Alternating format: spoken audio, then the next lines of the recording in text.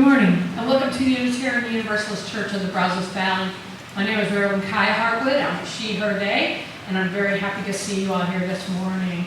We're going to start out this morning singing a song you don't know, but the chorus, the words are "Wake Up Now," and you'll learn it like right away. It's by Nick Mulvey. Money classes, bad way. Oh yeah, those lyrics. Yeah. Lyrics, being able to read is important.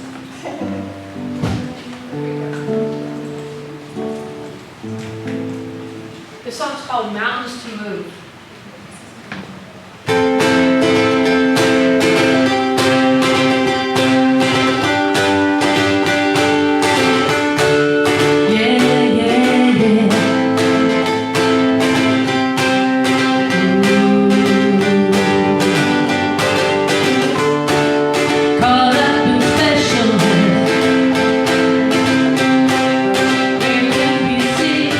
Would be good if I had the right words up here. There we go.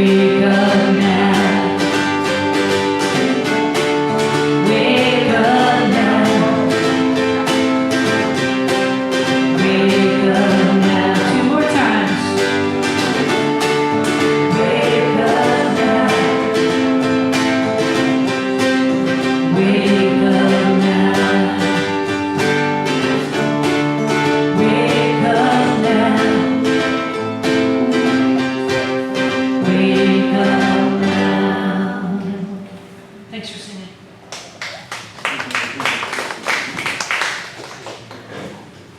Good morning. Welcome to the Unitarian Universalist Church of the Brazos Valley, UUCBV, or Brazos UU for short. My name is Katie Wong, and I am serving as your worship assistant today. We are a welcoming congregation, which means we celebrate and welcome all people of diverse sexual orientations and gender identities. We also strive to welcome people across diversities of race, age, ability, immigration status, and belief. We are also a congregation working for reproductive justice. So, whoever you are, wherever you have come from, wherever you are on life's journey, you are welcome here. I do have several announcements this morning. During September, we're signing up drivers to give voters rides to the polls. So sign up for that today. Who do they sign up with for the vote? Darby's in charge of this project, but there is a link on our webpage and also in the e-cast. If you're not getting the e-cast, please let us know so we can make sure you get it. Okay, and football sign up. Last week we raised $4,000. I was there yesterday. I don't know how much we raised yesterday, but I just want to give a little testimonial. Do you have the figure? 3,800 or 3,840, something like that. And Plus yours. okay, so with No, with yours. okay, I took some Venmo while I was there. But if you haven't done football parking, this is a ton of fun. It's really the way to get into the spirit of Aggie Land. If you want to people watch, if you want to feel that Aggie spirit, if you want to make lots of money, it's all there, and it's so much fun to see happy people ready for an Aggie football game. Families and co-eds and core guys. It's just a lot of fun. The Eco Challenge Seeing Systems course starts on Wednesday. Now, if you're interested in learning more about the environment, then this is the reading group for you. And then next Sunday at noon, the women's group, UUWF, will meet on Zoom and check the calendar for that link. I'm going to trade your mic out. Did anybody hear any of that? Yeah, it's just cracking, so it's probably a cord. We're going to fix it right now.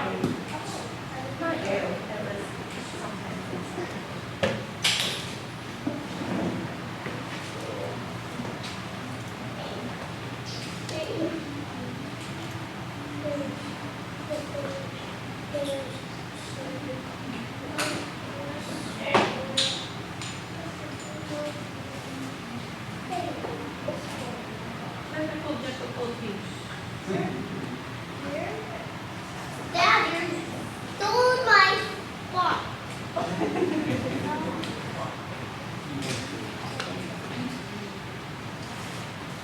Let's see if that's all right. There we go. That's my Our call to worship today. Beloved community is formed not by eradication of difference, but by its affirmation, by each of us claiming the identities and cultural legacies that shape who we are and how we live in the world. Bell hooks.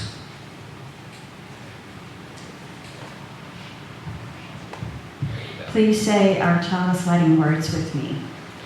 We light the chalice, the symbol of our Unitarian Universalist faith, as a beacon of hope for all who seek justice, dignity, and compassion, and in celebration of the life, truth, and meaning we share together. Now all please join me in saying our affirmation. Love is the spirit of this church, and service is its gift. This is our great covenant, to dwell together in peace, to seek the truth in love, and to help one another. It's hard to.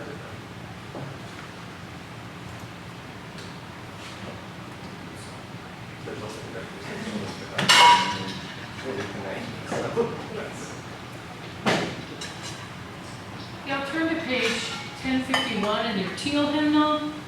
We're singing a really beautiful Feast Day Barnabas song this morning called We Are. Yes, you want to be on the front?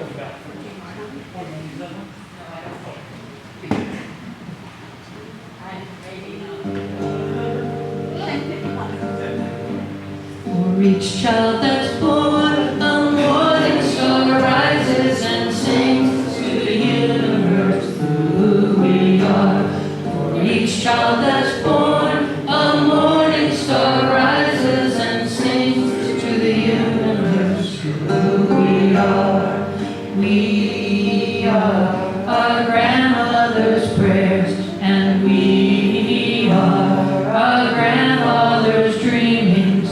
We are the breath of our ancestors. We are the Spirit of God. We are mothers of courage and fathers of time. We are daughters of dust and sons of great visions. We're sisters of mercy and brothers of love. We are lovers of life and the builders of nations. We're seekers of truth and keepers of faith. We are makers of peace and the wisdom of ages. We are our grandmother's prayers, and we are our grandfather's dreamings. We are the breath of our ancestors. We are the Spirit of God. For each child that's born, a morning star rises and sings to the universe who we are. For each child that's born, a morning star rises and sings to the universe who we are.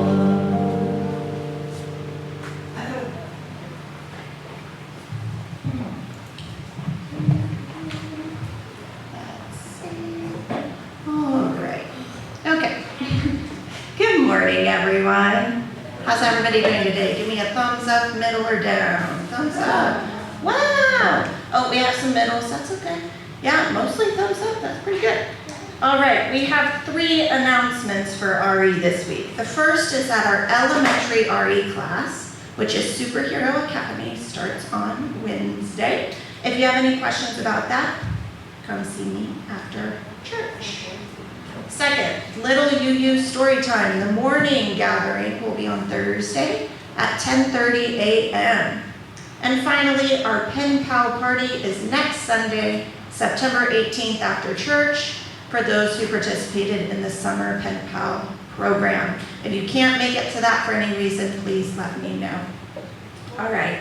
So we've been talking about our principles for a while, and our story today is about our principles as a house of love. And this is by Karen G. Johnston. Did you know that love is a really big deal in Unitarian Universalism? I bet you did, because we just can't stop talking about it. Love this, side with love that, justice is what love looks like in public. Okay, we weren't the ones who came up with that last one. That was Dr. Cornel West, but we say it all the time. There once was this scientist guy who asked all kinds of people, not just UUs, what they thought of love and how important it was for them. His name was Robert Miller. It turns out that of all the groups he studied, whether religious or not, UUs rank love as a core value more so than others do. I guess love is a really big deal for UUs. And I want you to remember that because we're going to come back to it. Another big deal in Unitarian Universalism is our principles. They are a big part of our covenant with each other. We know they are a big deal because we have so many ways to talk about them. to make sure all the different brains and bodies and ages understand them. There's this way, which is really a list in English. There's this way, which is the list in Espanol. You can even see our principles in languages like Arabic and Thai. Yes. And there's another way, which is in the language for kids. And there's this cool principles wheel, if you can see it up here. And it shows the principles as a part of a wheel rather than sort of a linear list and how they connect to one another. There's so many ways that we can talk about our principles. But all of these ways are focused on the 7 principles. When Unitarian Universalism first came into being, Because they're mine. I feel that. When Unitarian Universalism first came into being in 1961, there were only 6 principles. Our 7th principle was proposed in 1985 and added in 1987.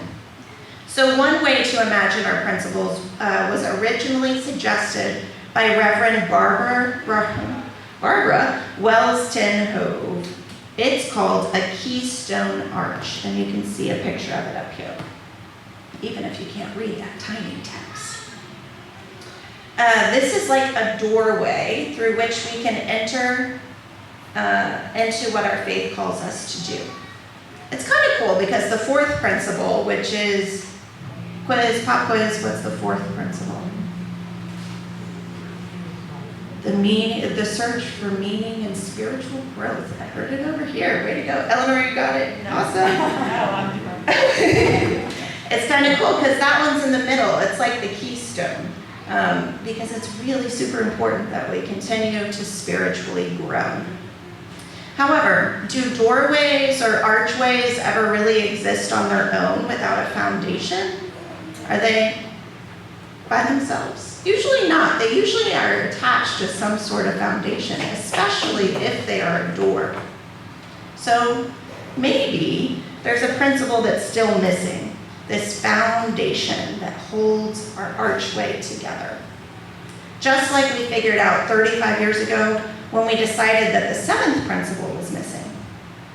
Maybe the missing principle is the really important foundation. Maybe it's the whole house of love we are always trying to create for ourselves, each other, and the world.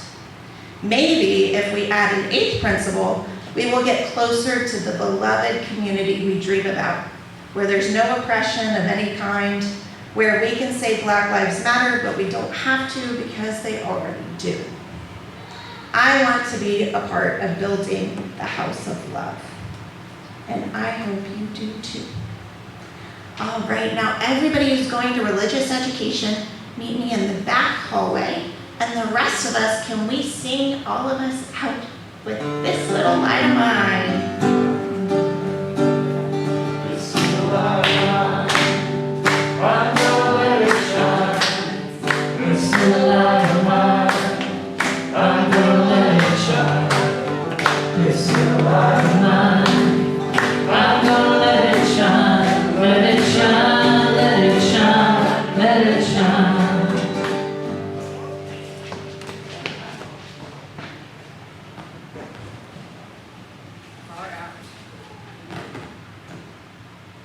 We're now going to sing out of the great hymnal. Microphone. Sorry? Microphone. Microphone. Oh, yes, thank you. I'm sorry, I should be in the mic at all times. I apologize. We're going to sing We Would Be One, which is number 318 in the great hymnal.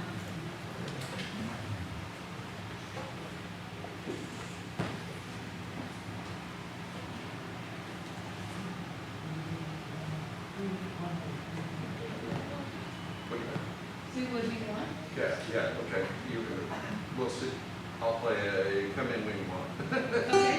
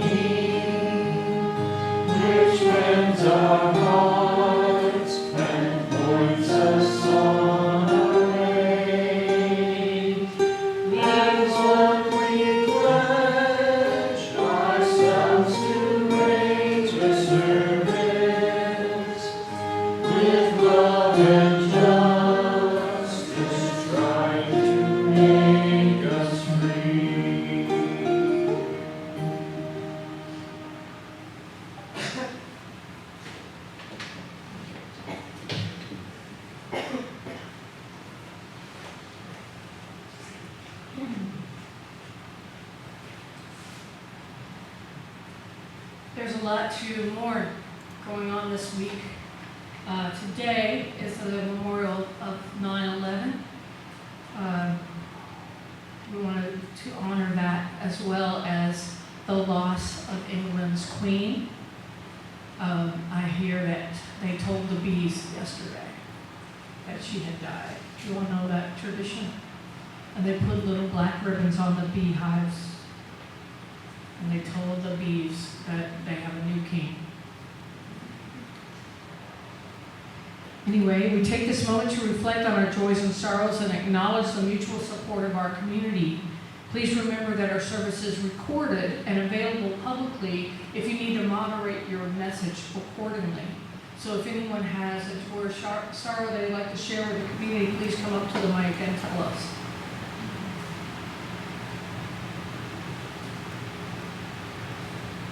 I'm pretty sad about the game yesterday.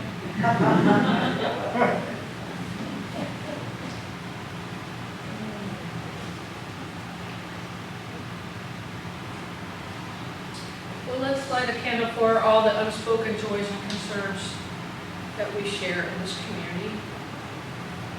We'll do one for Elizabeth, and we'll do one for Remembrance of 9/11.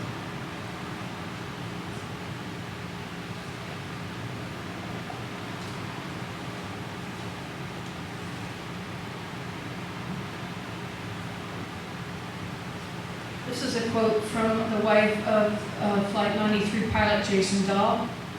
Her name was Sandy Dahl, and she says, "If we learn nothing else from this tragedy, we learn that life is short and there is no time for hate." Now it's a moment in our service where we'll have a moment of silence, and then we'll end that with a small prayer.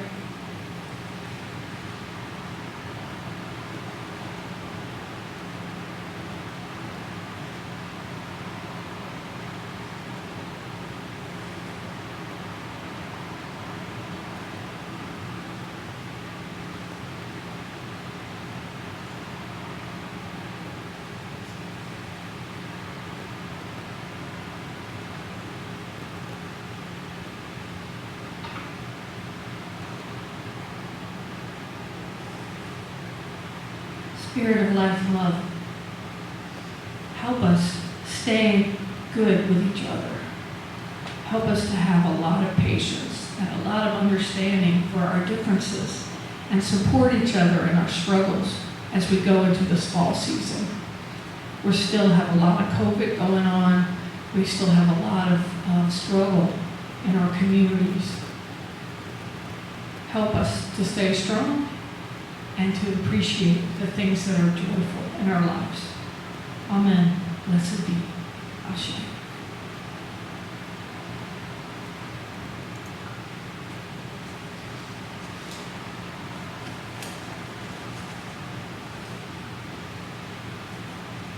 So this is the last one. This is the last time I'm going to talk to you about the principles for a while, although we talk about them all the time.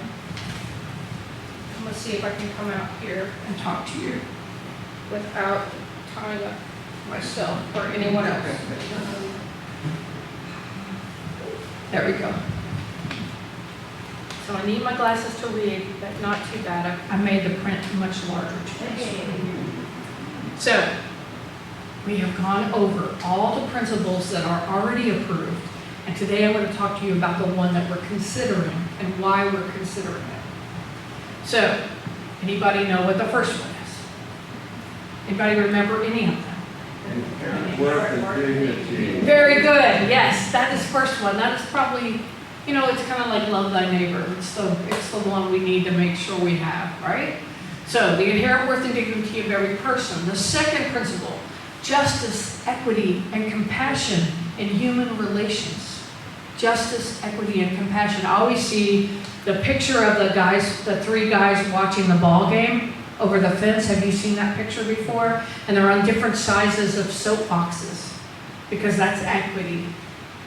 Justice, equity, and compassion in our human relations. I think in more than our human relations, but that's what the principle says. Third principle, acceptance of one another and encouragement to spiritual growth in our congregations. Gosh, I hope so. We're here. Why are we here? To support each other in our spiritual growth and also drink great coffee. Fourth principle, a free and responsible search for truth and meaning. That's what we're up to, right? Number 5, just I always think democracy. So the 5th principle is the right of conscience and the use of the democratic process within our congregations and in society at large. I'm not saying we're there yet, but we're always moving toward transparency and fairness. We're trying to be fair and we're trying to make things transparent so everyone understands, no matter how long they've been in a congregation, how the congregation works and how to get involved and how to have your say and your voice be heard. 6th principle, the goal of world community with peace, liberty, and justice for all. Perhaps the hardest one for cynical people to appreciate, but it's important. 7th principle, respect for the interdependent web of all existence to which we are a part. And here's the 8th principle as it is presented. We covenant to affirm and promote journeying toward spiritual wholeness by working to build a diverse, multicultural, beloved community by our actions that accountably dismantle racism and other oppressions in ourselves and our institutions. So not just individual, but structural. Okay. So the 6 principles, as Allison said earlier, were created in '61 when the 2 denominations joined and became one denomination. So the Unitarians and the Universalists, this is pretty much the 6 principles that were what they could agree on. There were a lot of things they didn't agree on. And some things fell away. But for the most part, the 6 principles got people going down the road. And then in the 80s, there was a struggle over the 7th principle, which could be modified in some respects, because it's very human-centric, isn't it? Almost all our principles are very human-centric. And when we're worried about the whole planet, we kind of need to think about all the beings on the earth, all the elements of our planet. And so things may get adjusted again. That's what I want to talk to you about, the 8th principle. So the story on the 8th principle is that a lot of the people who are BIPOC UUs felt that people were not living the principles, even though technically the 7 principles should include everyone. Justice, equity, and compassion in our human relations. That ought to cover everybody, right? But if you happen to be a UU who is BIPOC or marginalized in some way, and you feel that the culture is white-centric, and you feel that perhaps that, intentional or not, people weren't living the principles in their day-to-day lives. And so a particular BIPOC UU named Paula Cole Jones, she felt that we needed another principle. We needed to come to a realization that we weren't necessarily living up to our ideals. And what showed it up was a conflict that happened at the UUA over hiring, where a BIPOC candidate was denied the job because they didn't fit into UUA culture. And so it made everybody go, what? They don't fit? They were an excellent candidate, but they didn't fit in with the historical version of what a UUA person would be, i.e. white, privileged, and Northeastern. Right? So if we're going to get right down to it, that was a struggle, and it became a big kerfluffle. And so at that General Assembly, Paula Cole Jones and another feller, Bruce Pollock Johnson, wrote the initial draft of the 8th principle and started the process getting the principle adopted. It's not adopted yet.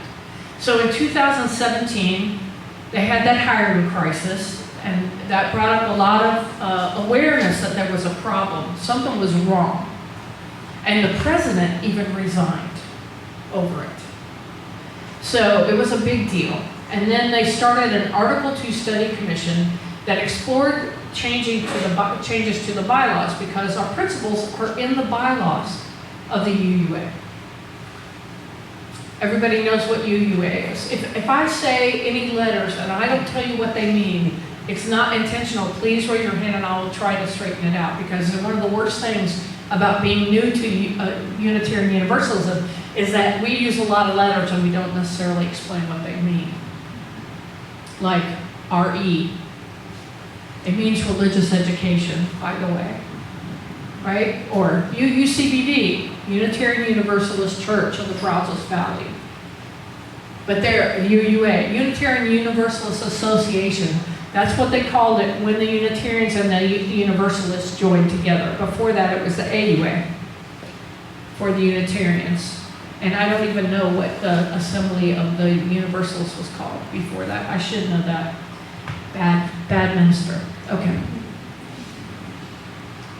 So they're going to take a vote initially next summer with the possibility of making amendments to the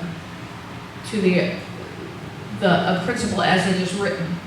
And then a final vote will be taken at the General Assembly in 2024.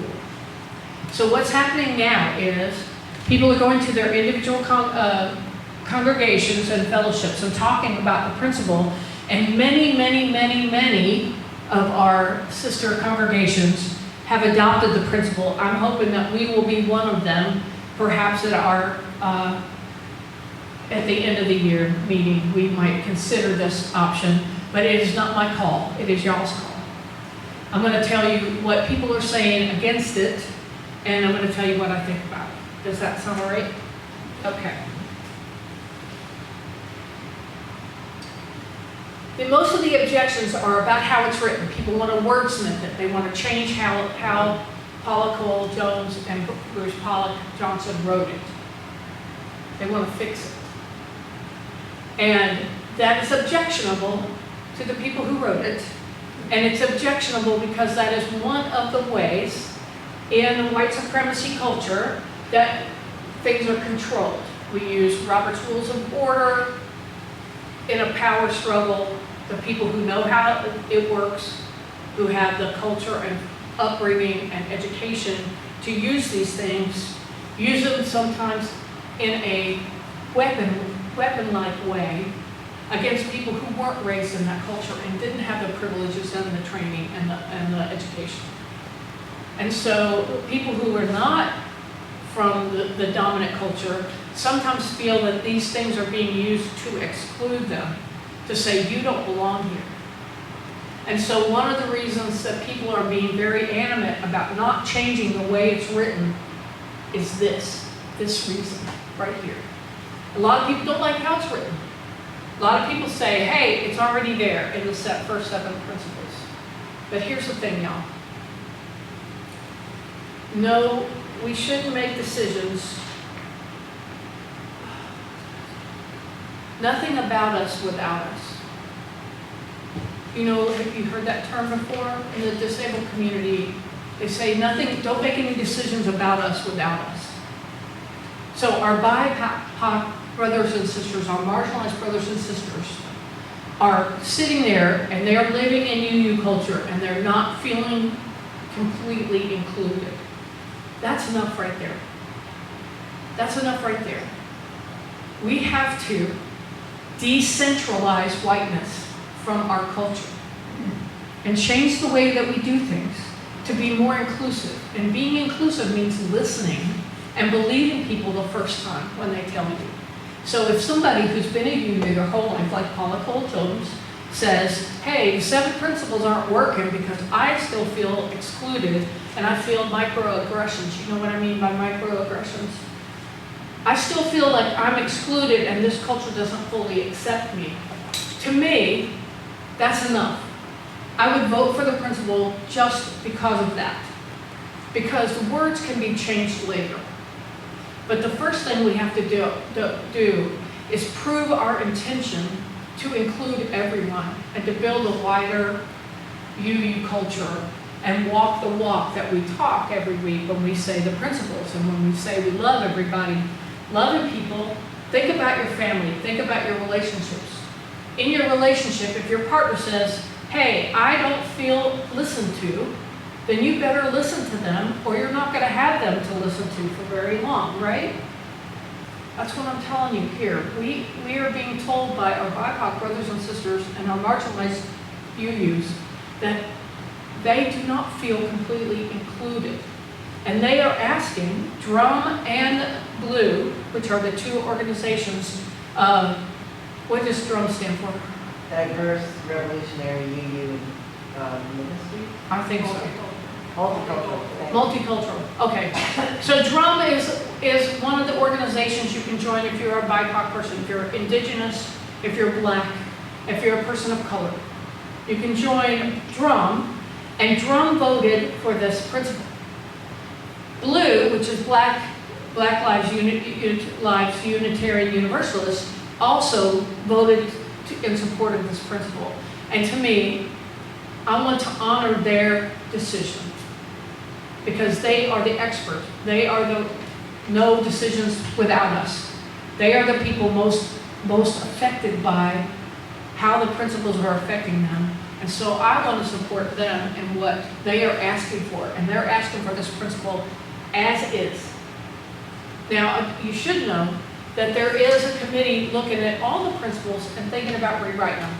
And maybe even taking it down to just 40, which would be nice for all of us who can't remember them all. Right? But, so, the way I think about it is, I'm going to vote for it because Blue and Drum asked for it. And I'm not going to spend a whole lot of time thinking about whether I thought this was the best worded version that it could possibly be. Because that can be fixed later if it becomes a problem that everybody agrees is a problem. It is difficult to remember that that is not anybody's fault but my brain, right? Or your brain. So consider the principle in terms of the way that Black lives in general, since 2013 and Trayvon Martin in particular, since George Floyd, that we have been awoke to the problem involved in the very building blocks of our culture, right? Thinking about the royal family. You know, when Kate and William went to the Bahamas, they didn't realize that their ancestor, Charles II, is the one who brought chattel slavery to England. They didn't know. Nobody had told them. So they're dealing with the response to that, and they don't have that information. And I feel like a lot of people who are white and in America, United States, just saying America and assuming that we all know that I'm talking about the United States is kind of biased, isn't it? What if you're from South America? What if you're from Central America? What if you're from Canada? It's sort of insulting to them on a certain level. So that's a little microaggression. That's what I'm talking about. It's easy to make these mistakes because of the way we're raised. It's not our fault, but it is our fault once we're aware of it. So the eighth principle, that's what this is all about, y'all. It's hard for some people to, not to call anybody out, but Meg had a person in one of her congregations that was over 100 years old and had been very involved in the civil rights movement. I know myself people who were at Selma and feel very strongly that they are not white supremacists, because to them, white supremacist is somebody in the Klan, or the people who were throwing rocks at them when they were at Selma in the civil rights movement. But the BIPOC people are using that terminology, white supremacy, for what's happening. And that's what they call it. And so we need to be respectful. I feel we should be respectful and also use that terminology to the best of our ability so that we are all speaking the same language and we can work on it. You know, there's a lot of truth to it. There's some really great books to read about it. If you haven't read White Fragility by Robin DiAngelo, I would highly recommend reading that book, because she addresses the problem where you're walking around and you say, I don't feel like I'm a racist. I don't feel like I do racist things. And then you catch yourself and you forgive yourself really easy for the little microaggressions, like saying America instead of United States or North America. Right? We commit these little sins. People do it all the time around the LGBTQIA things around me all the time. And I register them, but I love the people I don't hang on to. Do you know what I mean? Like if you are always constantly talking about gay people and pedophiles in the same sentence, that's a microaggression. And you might not even be aware of it. But I'm saying we do this stuff all the time. If it's not our culture, if we're not the one who's marginalized, and even if we are the person who's marginalized, we have internal levels of aggression. So it's in the culture, it's in the water, it's in the air you're breathing. So it's not something to beat yourself up over, but it is something to be aware of and to work on. And I think what's going on with the 8th principle is that our BIPOC brothers and sisters, our marginalized brothers and sisters are saying, hey, walk your walk. Prove that you care about this stuff enough to listen to us and go with this thing. And that's what's really on the ballot. That's really what's on the ballot. So y'all make your own decision about it. But I'm telling you, that's the negative talk about it. That's the positive talk about it. Why people want to do it. Why now? It has been an issue. Only about 8% of the ministers in the UUMA are marginalized. People of color, gay, lesbian, trans, non-binary. Only 8%. Seems like a lot more, doesn't it? We are more than 50% women ministers, which is unusual. Seems like every UU minister is a woman. Not, no. And if you go into how much people are getting paid and all that kind of stuff, women ministers are still paid less and get smaller churches than straight white men, even in the UUA. Interesting, right? Our perception of reality and the actual may not match up. So look into it and give yourself, there's tons of information about the 8th principle online. You can read what other congregations have said, but now we're way over 200 that have approved this. I think there's 1,048 congregations around the world. 1,048. We're one of those. But over 200 have already approved the 8th principle. I hope that we will join them at the end of the year. But this is all you're going to hear about it from me. So find out for yourself. Thank you very much.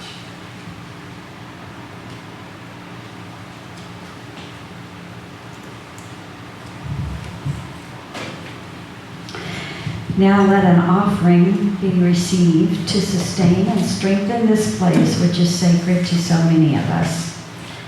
A community of memory and of hope where we are now the keepers of the dream. This church shares the proceeds of offering plate donation every week to support important nonprofit organizations with which we work. This month we are sharing with Just Texas, which helps make sure that people have control over their bodies and that LGBTQ people have equal rights. Please be generous so we can help make people's lives better. I'm going to sing you a song I wrote about just this very issue. It's called Better Angels.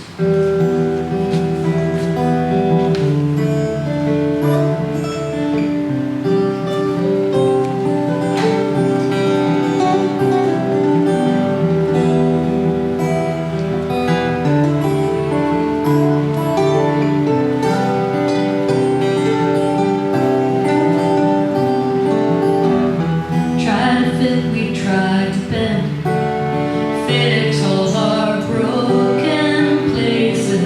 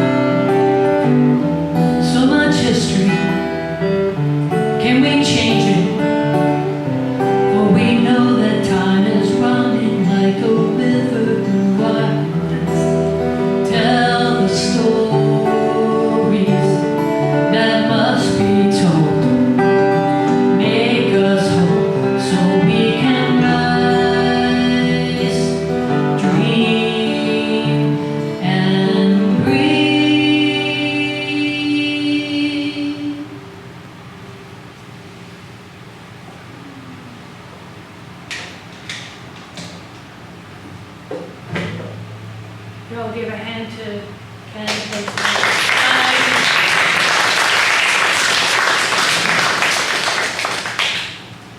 Please join me in extinguishing the chalice. We extinguish this flame, but not the light of truth, the warmth of community, or the fire of commitment. These we carry in our hearts until we gather together again. Our benediction today comes from John Lewis, the late great John Lewis. You are a light. You are a light. Never let anyone, any person, or any force dampen, dim, or diminish your light. Study the path of others to make your way easier and more abundant. Lean toward the whispers of your own heart. Discover the universal truth and follow its dictates. Release the need to hate. Go in peace.